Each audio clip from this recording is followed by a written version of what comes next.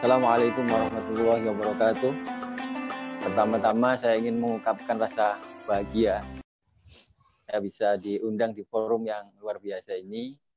Saya merasa terhormat ya, mewakili institusi Universitas Nahdlatul Ulama Indonesia juga. Hari ini narasumbernya muda-muda ya, jadi variatif ya. Kementerian Agama ya ternyata tidak selama ini diasumsikan dengan kementerian orang-orang tua ya.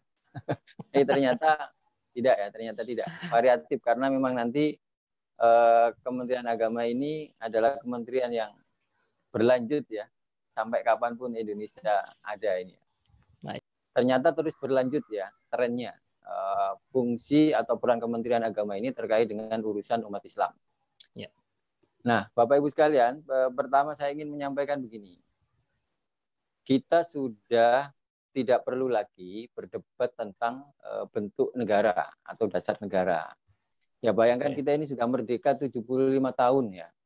Masa kita 75 tahun itu obrolannya masih berkutat pada obrolan tahun 45 ya, tentang dasar negara, tentang bentuk negara, apakah negara ini seperti ini dan itu ya. Kayaknya kita tidak akan maju-maju ya. Sementara pada saat yang sama, negara-negara lain yang seusia dengan Indonesia ini sudah kemana-mana. Itu yang pertama ya, 75 tahun kita tidak perlu lagi berdebat tentang dasar negara. Tinggal yang ada disempurnakan, ada beberapa bolong-bolong atau istilah komputernya ada bug ya. Beberapa hal yang tidak sempurna kita sempurnakan. Kemudian yang kedua, terkait dengan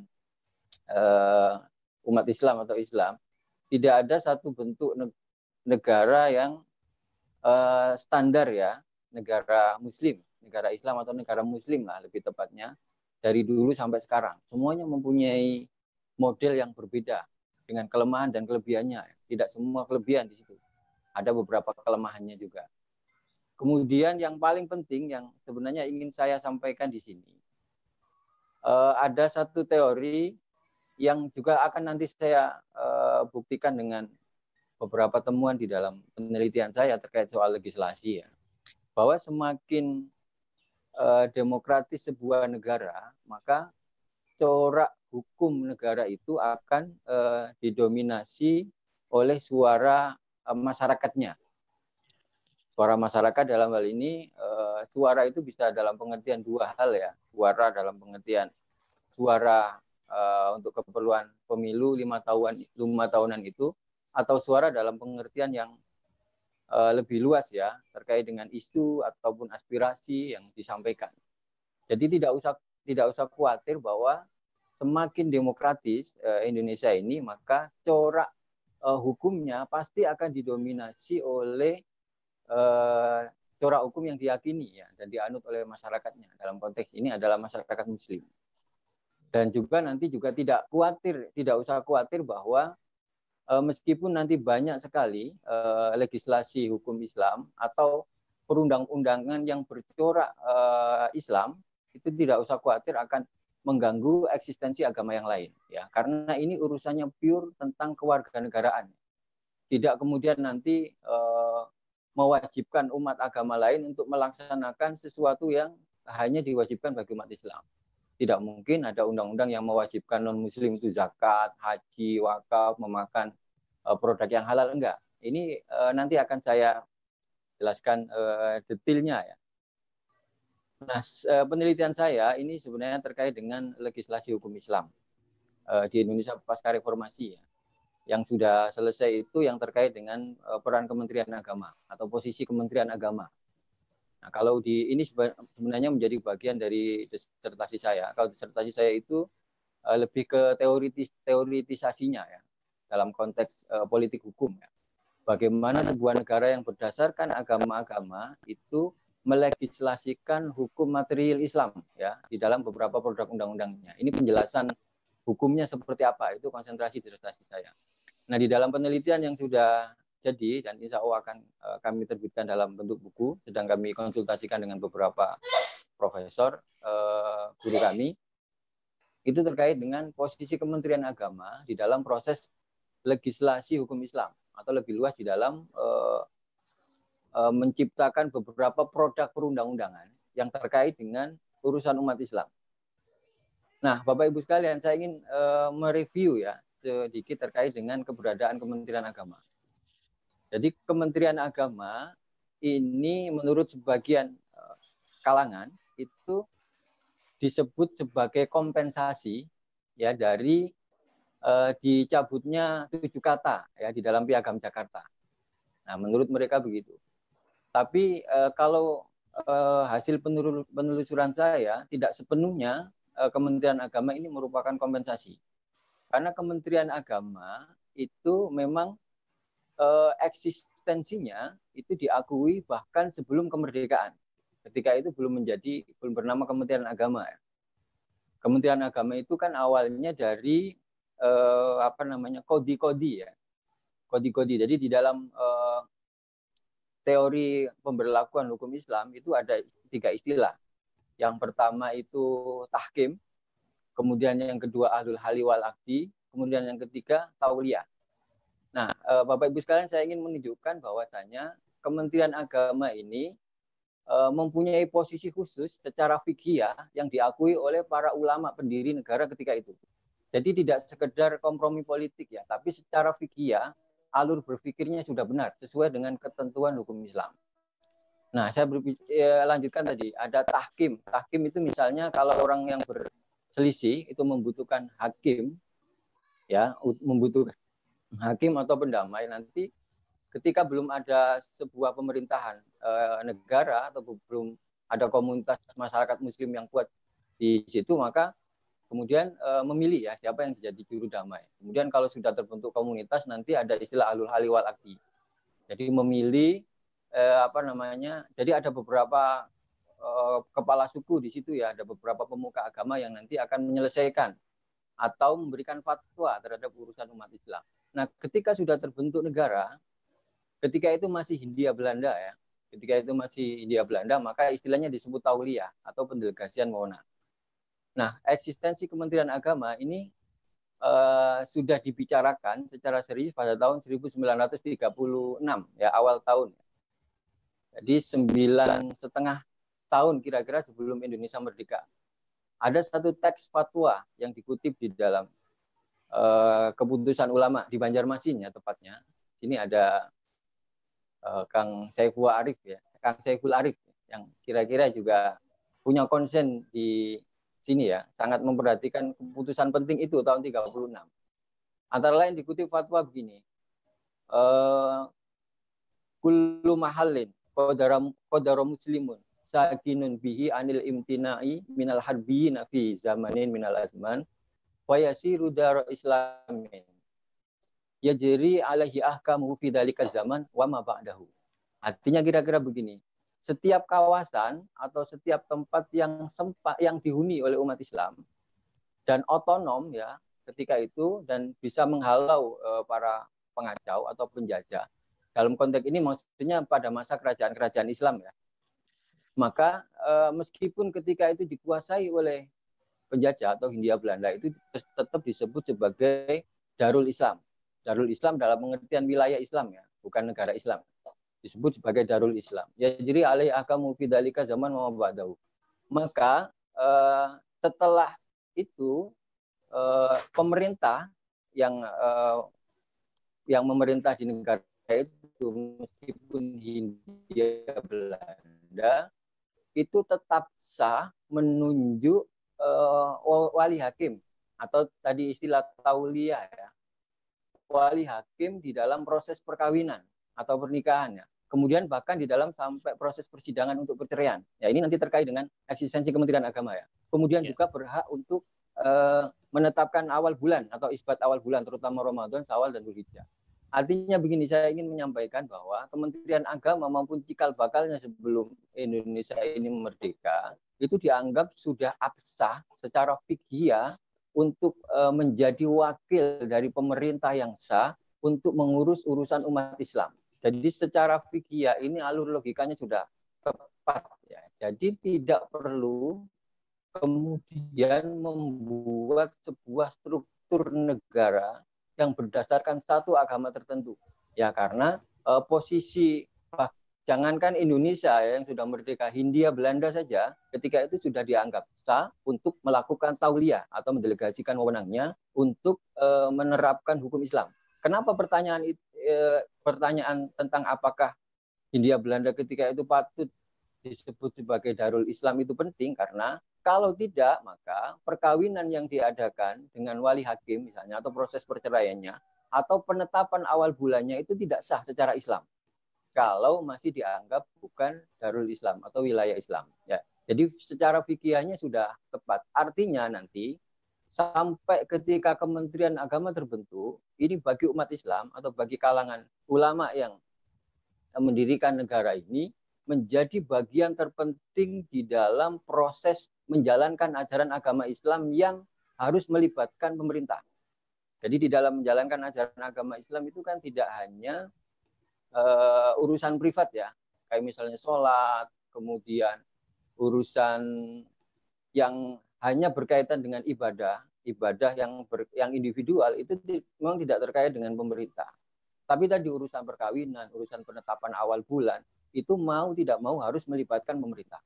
Kalau misalnya kita menganggap Indonesia ini sebagai Darul Harb, kebalikan dari Darul Islam tadi ya, negara perang, atau bahkan ada istilah yang lebih tidak pas sebenarnya, kita menganggap Indonesia itu sebagai negara kafir misalnya, maka sama saja mengatakan bahwa pernikahan yang dilakukan oleh wali hakim yang diwakili oleh wali hakim atau proses perceraiannya atau penetapan awal bulannya itu tidak sah.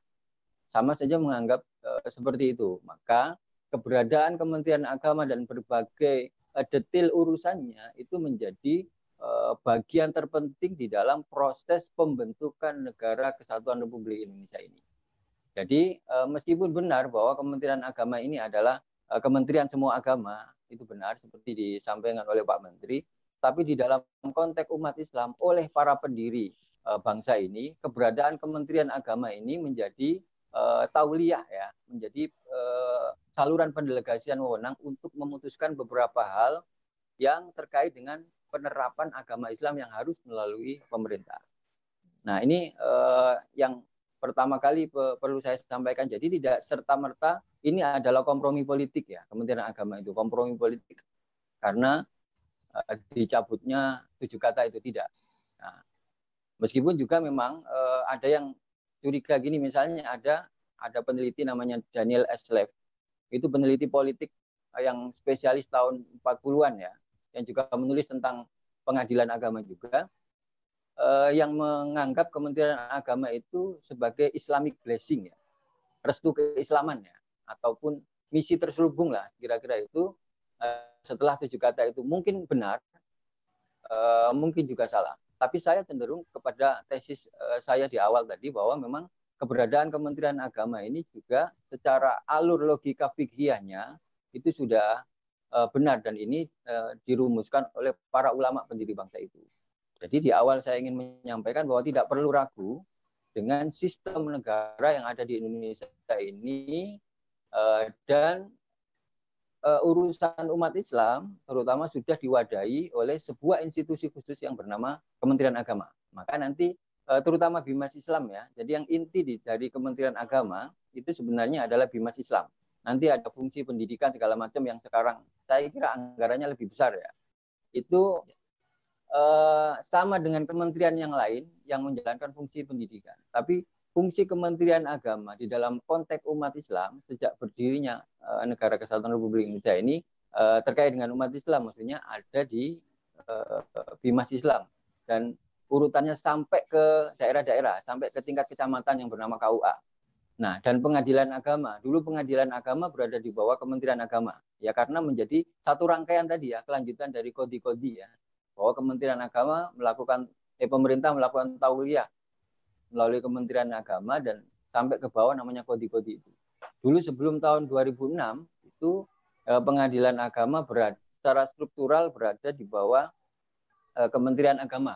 Secara struktural berada di bawah Kementerian Agama, kemudian baru tahun 2006 itu di bawah Mahkamah Agung. Tapi kewenangannya sama persis ya, mengurusi urusan Islam, umat Islam, ya, keperdataan khusus umat Islam.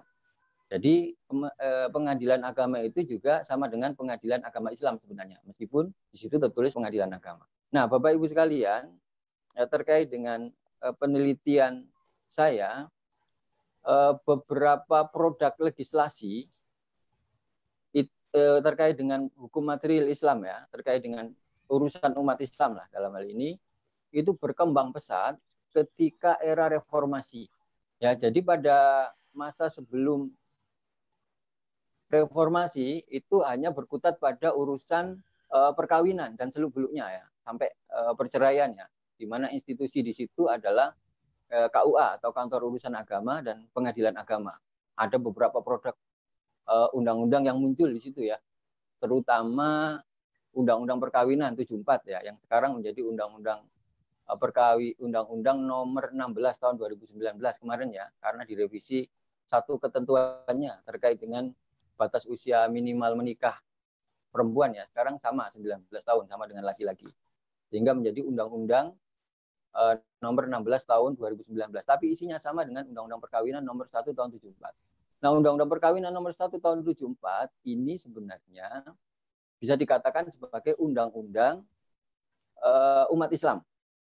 Ya, Undang-Undang Perkawinan Islam. Kenapa? Karena bahkan istilahnya pun banyak sekali istilah yang khas di dalam hukum Islam. Ada talak, kemudian ada rujuk, kemudian ada wali, yang kira-kira tidak ada di agama yang lain. Jadi ini proses, kalau kita bicara perumusan undang-undang ini luar biasa.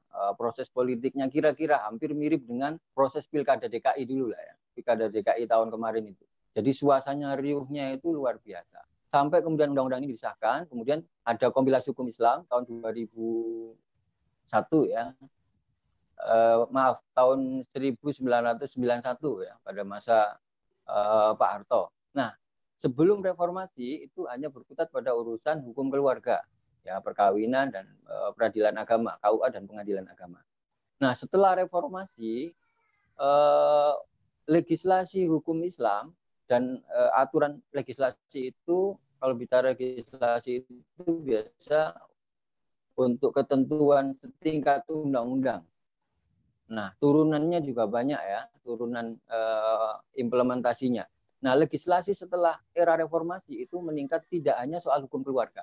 Bahkan kita lihat nanti, ini di dalam slide yang ditampilkan, saya menyiapkan 2 slide. Yang ini ikhtisarnya ya, kemudian yang lebih lengkap nanti juga mungkin bisa di-share ke peserta kalau dianggap perlu. Nah, ini ikhtisarnya beberapa produk legislasi hukum Islam sebelum maupun setelah era reformasi. Dan kita lihat setelah era reformasi itu urusannya meningkat tidak hanya soal hukum keluarga, tapi juga soal wakaf. Wakaf sebelumnya memang sudah diurus oleh Kementerian Agama, tapi setelah reformasi ditingkatkan menjadi undang-undang wakaf dan zakat ya. Karena dan menitahkan ada 2 lembaga negara baru setingkat kementerian ya.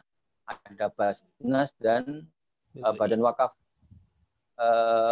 BWI ya, Badan Wakaf Indonesia. Kemudian urusan haji juga bahkan setelah reformasi ini sudah direvisi berkali-kali undang-undangnya dan sangat mudah ya proses revisinya ya, berbeda dengan undang-undang yang lain. Padahal haji ini hanya berkaitan dengan umat Islam, tapi dilegislasikan ya, atau ditetapkan di dalam regulasi sekelas undang-undang. Kemudian terakhir ada undang-undang tentang jaminan produk halal ya. Sayang RKUHP tidak jadi disahkan kemarin ya, karena proses politiknya luar biasa di akhir tahun 2019 itu, padahal di situ banyak materi hukum Islam yang sangat penting ya. Kita sampai sekarang belum punya KUHP. Yang ada di kita itu adalah terjemahan dari KUHP Belanda ya, AB itu ya, Algemeen Bepalingen van Leeuwenhoek itu. Nah, kemarin hampir disahkan, tapi memang nggak tahu ya. Ini Kang Arief saya kira yang lebih sering di DPR itu bisa menjelaskan kenapa undang-undang itu selalu mepet ya, diketoknya ketika akhir tahun ya, sehingga tidak akan mungkin tempat untuk dibahas detail semuanya, dan pilihannya nanti pasti yang dibahas itu yang paling ramai ya. Nggak tahu lah, itu nanti coba diceritakan nanti proses politiknya di DPR, saya nggak tahu, tapi yang pasti undang-undang itu tidak jadi disahkan. Nah, Bapak Ibu sekalian, untuk mempersingkat waktu saya ingin menyampaikan begini. Jadi semua produk legislasi hukum Islam yang ada di Indonesia pasca reformasi, selain ekonomi syariah ya, saya tidak membicarakan ekonomi syariah. Saya fokusnya terutama ke 4 hal tadi ya, zakat, wakaf, kemudian haji dan halal. Itu naskah akademiknya diproses melalui Kementerian Agama atau di DPR melalui Komisi Bidang Agama. Di bawah pelindungan Ketuhanan Yang Maha Esa dan pasal 29 itu. Nah, semuanya melalui jalur Kementerian Agama. Artinya ini linier dengan proses awal pendirian bangsa ini dan eksistensi Kementerian Agama di masa awal. Nah, pertanyaannya kenapa bisa negara Indonesia yang tidak hanya berdasarkan satu agama, tapi melegislasikan hukum yang hanya untuk kepentingan umat Islam. Nah, saya kira kalau melihat detail isinya, ini sama sekali tidak mengusik kepentingan agama yang lain. Tapi memang ini pure urusan warga negara. Jadi negara berkepentingan untuk mengurusi beberapa hal tersebut, ya. Beberapa hal tersebut tadi, 4 hal tadi, zakat, haji, karena ini berkaitan dengan kepentingan warga negara. Misalnya di dalam naskah akademik proses Undang-Undang Wakaf, itu ketika itu sudah mulai mengemuka ya, ada istilah wakaf uang yang dulu pada masa klasik belum ada. Nah, karena ini juga melibatkan urusan negara, karena urusan uang juga urusan negara, maka kemudian perlu dilegislasi dalam bentuk undang-undang. Kemudian haji, kemudian halal juga polanya sama, bahwa ini kepentingan negara untuk melindungi warga negaranya dalam rangka menjalankan kebebasan menjalankan agama dan ajaran agama. Dan sekali lagi tidak mengusik eksistensi keberadaan agama yang lain. Jadi persoalannya bukan soal adil atau tidak, bukan soal banyak atau tidak proporsi undang-undang hukum Islam di kita atau tidak, tapi memang eksistensi undang-undang itu ditujukan untuk melayani urusan warga negara. Dalam konteks ini urusan agama Islam. Selain itu memang bukan diam-diam juga agak ramai dikit ya, bahwa negara berkepentingan untuk berharap benefit dari pelaksanaan agama dan kepercayaan umat Islam itu. Misalnya dari zakat dan wakaf, negara juga berharap bisa mensejahterakan masyarakat melalui 2 instrumen ajaran agama Islam ini. Dan seterusnya, termasuk juga soal halal. Halal ini tidak hanya urusan hukum Islam, tapi juga terkait dengan persoalan ekonomi ya. Persoalan ekonomi bukan hanya negara Muslim ya, bahkan di produk halal itu yang paling menonjol itu malah di Brazil ya, bukan negara Muslim. Maksudnya dalam konteks ini negara berharap benefit dari produk halal itu untuk kepentingan ekonomi juga.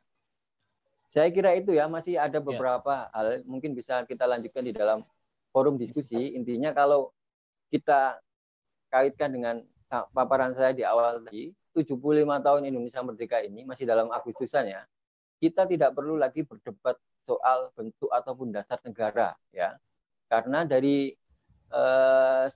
alur sejarah pendirian bangsa ini dan nanti ada posisi Kementerian Agama yang penting di sini, itu sudah sesuai dengan rule ya, cara berpikir fikih dan ulama ini tidak main-main di dalam menetapkan bentuk negara dan dasar negara ini. Sehingga tidak perlu lagi membicarakan itu, masa 75 tahun merdeka kita masih ngomong dasar negara aja, omongan tahun 45. Saya kira tidak relevan. Nah, tadi beberapa poin penelitian saya ini yang ada di slide ini adalah beberapa produk perundang-undangan di Indonesia setingkat undang-undang ya, belum perda syariah. Nanti kalau ada waktu saya akan berbicara sedikit tentang perda bernuansa syariah. Tapi ini yang produk hukum yang setingkat undang-undang dan peraturan turunannya di tingkat nasional.